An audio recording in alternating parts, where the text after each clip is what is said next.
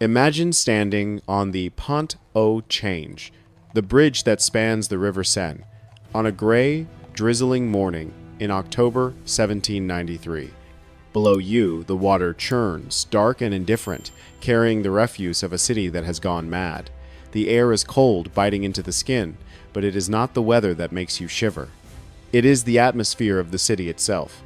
Paris, once the capital of enlightenment, the city of salons and philosophy, has transformed into a necropolis of fear. The streets are patrolled by men in red liberty caps, armed with pikes, their eyes scanning for the slightest sign of insufficient zeal. The walls are plastered with the affiches of the Committee of Public Safety, listing the names of the enemies of the people, and everywhere there is the sound, the rhythmic, mechanical thud of the guillotine, the national razor, falling in the Place de la Révolution. But amidst this symphony of terror, there is a specific, piercing note of cruelty directed at a particular target. The revolution, which began with the promise of universal brotherhood, has turned its most vicious fury upon its sisters, women. Mothers, daughters, queens, nuns, market sellers, intellectuals. They are being hunted not just for what they have done, but for who they are. In the twisted logic of the Jacobin radicals, a woman who engages in politics, a woman who holds power, or a woman who simply represents the old order is a monstrosity of nature. She is a virago, a corrupter of morals, a counter-revolutionary cancer that must be cut out to save the Republic of Virtue. This documentary will take you into the heart of this gendered war.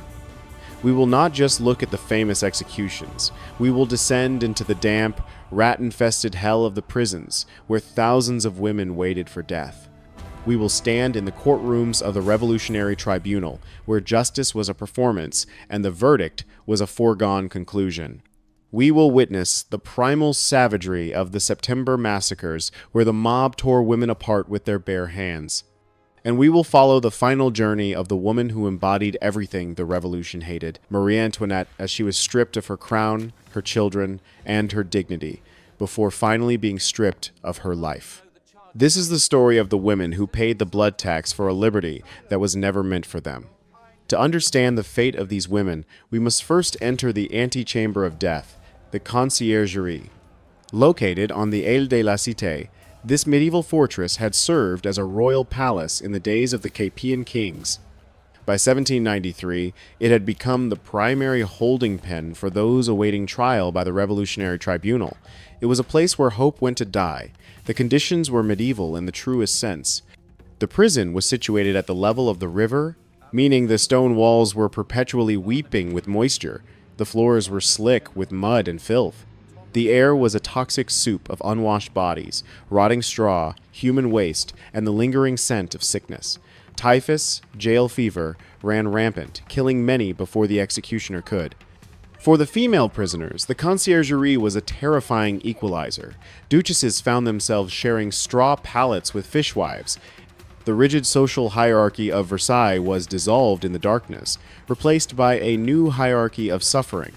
Grace Dalrymple Elliot, a Scottish noblewoman and former lover of the Duke of Orleans, left a harrowing memoir of her time inside. She describes a world of suffocating claustrophobia. The cells were so crowded that women had to take turns sleeping. There was no privacy, no sanitation, and barely any light, but the physical deprivations paled in comparison to the psychological torture.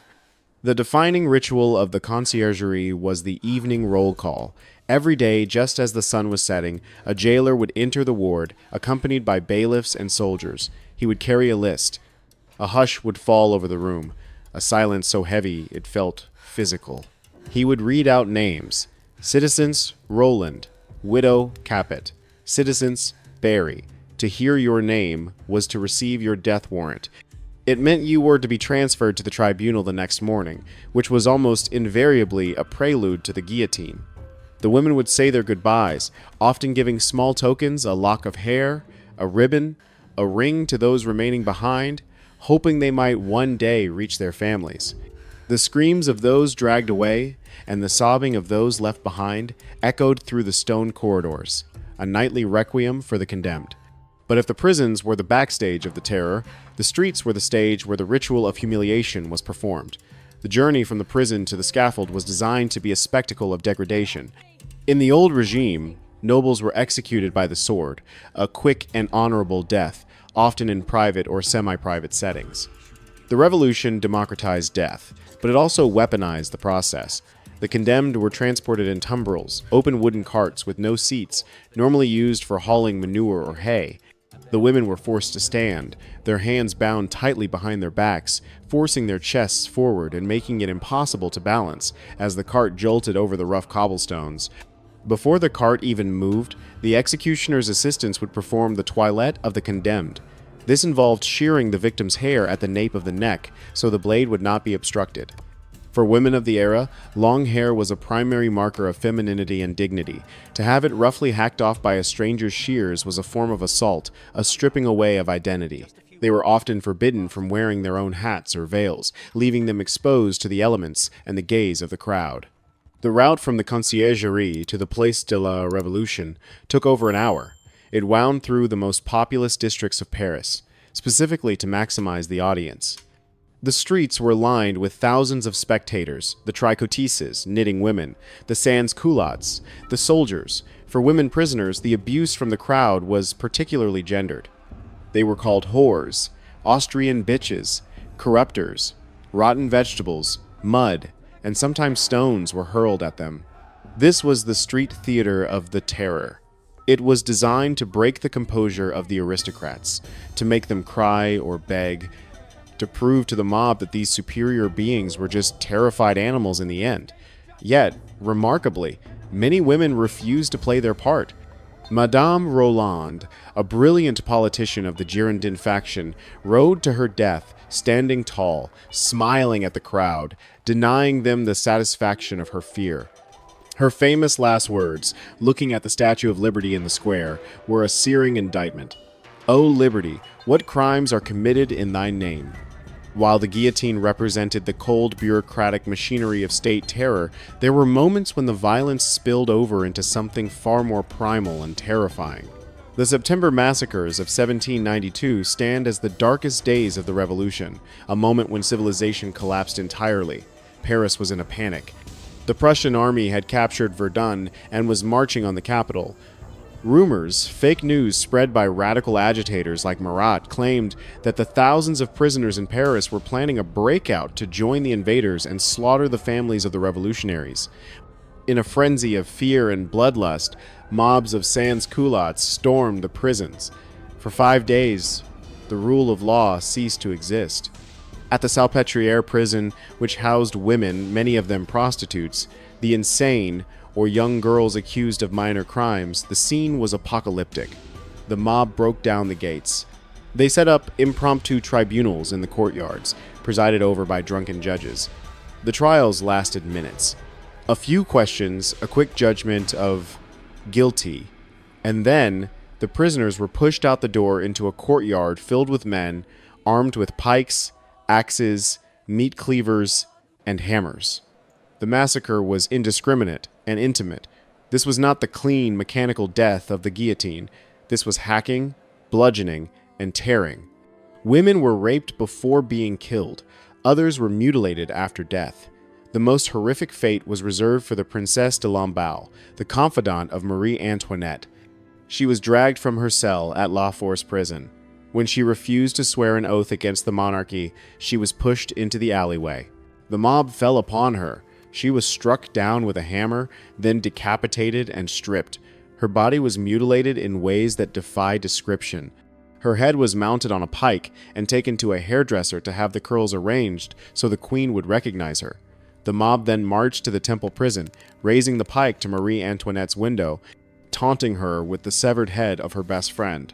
This act of grotesque cruelty signaled a shift in the revolution. It was no longer about justice. It was about the total obliteration of the enemy, physically and psychologically. In the aftermath of the massacres, the Revolutionary Tribunal was established to organize the terror, to bring the violence under the control of the state. But for women, the courtroom was just another form of theater. The public prosecutor, Antoine Quentin Fouquier-Tinville, was a man of terrifying efficiency, a bureaucrat of death who viewed convictions as a quota to be met. The trials were held in the Great Hall of the Palais de Justice, a cavernous space packed with a hostile audience that cheered for death sentences like spectators at a gladiator match. For women brought before the tribunal, the accusations often took on a moralistic, misogynistic tone. They were not just accused of treason, they were accused of failing as women. Aristocratic women were portrayed as bad mothers, bad wives, and sexual deviants. The Jacobins believed in the philosophy of Rousseau, which argued that a woman's place was strictly in the domestic sphere. A woman who engaged in politics, who wrote, who held influence, was unnatural. Therefore, her execution was a way of restoring the natural order. One of the most tragic groups to face this tribunal was the Carmelite nuns of Compiègne. In July 1794, 16 nuns were arrested. Their crime? They refused to stop living as a religious community after the state had dissolved all monastic orders. They continued to pray, to wear their habits under civilian clothes, and to devote themselves to God. To the tribunal, this was fanaticism and sedition. At their trial, they were forbidden from calling witnesses or having legal counsel. When the Mother Superior asked Fouquier-Tinville what he meant by fanaticism, he sneered, "It is your foolish attachment to your childish religious practices." They were condemned to death en masse, but their end became a legend of spiritual resistance. As they were driven to the guillotine, they did not cry or beg. They sang. They sang the Veni Creator Spiritus and the Salve Regina. The crowd, usually so raucous and bloodthirsty, fell silent, awed by their serenity. One by one, the singing voices were silenced by the blade, until only the Mother Superior was left. She sang the final note, walked up the steps, and died. It was a moment that shook the conscience of Paris, a reminder that there were powers the guillotine could not touch. But the centerpiece of the terror, the trial that was designed to be the ultimate catharsis for the nation, was that of Marie Antoinette. By October 1793, her husband, King Louis XVI, had already been executed.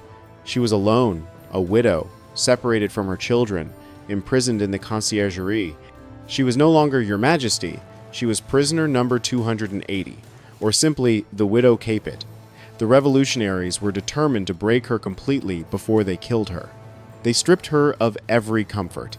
She lived in a damp cell with a screen separating her from the 2 gendarmes who watched her 24 hours a day.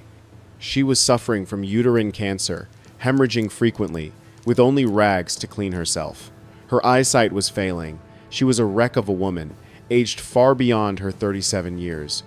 Her trial was a show trial in the truest sense. It lasted 2 days.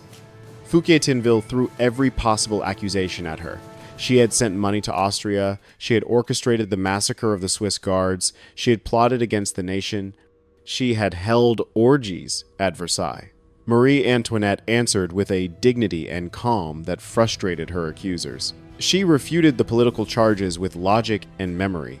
Sensing that the trial was not generating the necessary public outrage, the prosecutor played his vilest card. He brought Jacques Hébert, a radical journalist, to the stand.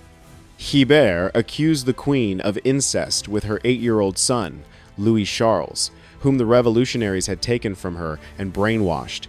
It was a monstrous lie designed to paint her not just as a traitor, but as a moral degenerate, a beast in human form. The courtroom gasped. Even the hardened revolutionaries were shocked. But in that moment, Marie Antoinette ceased to be a queen and became a mother. She refused to answer the charge directly.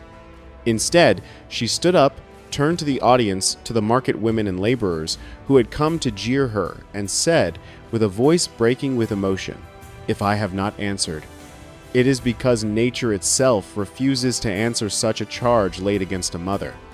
Then she looked at the crowd and said, "I appeal to all mothers. Here present, is such a crime possible?"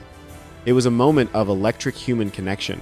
For a second, the mob saw her not as a symbol of tyranny, but as a woman defending her child. The women in the gallery applauded. The prosecutor, terrified he had lost the crowd, hurriedly moved on. But the verdict was never in doubt. She was condemned to death at 4 in the morning. The final hours of Marie Antoinette were a masterclass in stoicism. She was taken back to her cell to prepare. She wrote a final letter to her sister-in-law, a letter of forgiveness and faith that was never delivered. She changed into a simple white dress, the color of French widowed queens, but also a symbol of innocence. The executioner, Henri Sanson, arrived to cut her hair. She sat silently on a stool as her white locks turned white, it was said, from sorrow were sheared off. Her hands were bound behind her back so tightly she complained of the pain. The king had been allowed a closed carriage. The queen was denied this final mercy. She was led out into the Cour du Mai, where the dirty open tumbrel waited. The journey to the scaffold took over an hour. The streets were packed with 30,000 soldiers and hundreds of thousands of citizens. The abuse was deafening. Death to the Austrian. They screamed. Death to the wolf! Artists sketched her as she passed. Jacques-Louis David drew a harrowing image of her. A woman with a jutting jaw, eyes closed in disdain, her face set in a mask of grim resolve. She did not look at the crowd. She looked over their heads, at the rooftops of the city she had once ruled. She was determined not to give them a single tear. When she reached the Place de la Révolution, she climbed the scaffold steps without assistance, despite her physical frailty. In her final moments, she accidentally stepped on the executioner's foot. "Pardon me, sir," she said. "I did not do it on purpose." These were her last words, polite, apologetic, and utterly human. It was a final assertion of her breeding, a refusal to be dragged down to the level of her tormentors. The blade fell at 12:15 p.m. The executioner held her head up to the crowd, and a roar of triumph shook the city. But it was a hollow victory. In killing the woman, they had made her a martyr. The obsession with humiliating her revealed the deep insecurity of the revolution, a need to destroy the symbol of the past to validate the present. The executions did not stop with the queen. The machine of the terror continued to feed on women for another year. Olympe de Gouges, the playwright and feminist who wrote the Declaration of the Rights of Woman, was guillotined in November. Her crime? She had suggested that if women had the right to mount the scaffold, they should also have the right to mount the rostrum to speak and vote. She was executed for being a woman-man, a woman who abandoned the cares of her household to meddle in politics. Madame du Barry, the former mistress of Louis XV, was dragged to the scaffold a month later. Unlike the stoic aristocrats, she screamed, she fought, she begged for mercy. "One moment more, Mr. Executioner, just one moment more," she cried. Her death highlighted the sheer horror of the act, stripping away the political veneer to reveal the raw, naked fear of a human being facing oblivion. The fate of female prisoners during the French Revolution remains one of the darkest chapters in the history of the struggle for liberty. It reveals a haunting truth about political violence. When power shifts, it is often the most vulnerable who pay the highest price. The revolution promised a world of equality, but for women, it delivered a new form of tyranny. They were denied the right to vote, denied the right to speak, and yet held fully responsible with their lives for the crimes of the state. They were citizens only for the purpose of punishment. The prisons, the tribunals, and the scaffolds were the crucibles where the idealism of 1789 was burned away, leaving behind the cold ash of authoritarianism. As we look back on these events, we must remember not just the famous names like Marie Antoinette, but the thousands of nameless women who perished in the cells of La Force or under the pikes of the September mobs. Their suffering was not incidental, it was central to the revolution's attempt to purge the old world and birth the new. As the historian Pierre Vergniaud famously warned before facing the blade himself, the revolution, like Saturn, devours its own children. It devoured its mothers and daughters too. The silence of those women, echoing from the damp walls of the Conciergerie, speaks to us across the centuries. It warns us that in the pursuit of a perfect society, we must never lose sight of the humanity of those we label enemies. For when justice becomes vengeance, and when the mob becomes the magistrate, the first casualty is always mercy. The French Revolution changed the world, but it did so over the bodies of the women it promised to liberate.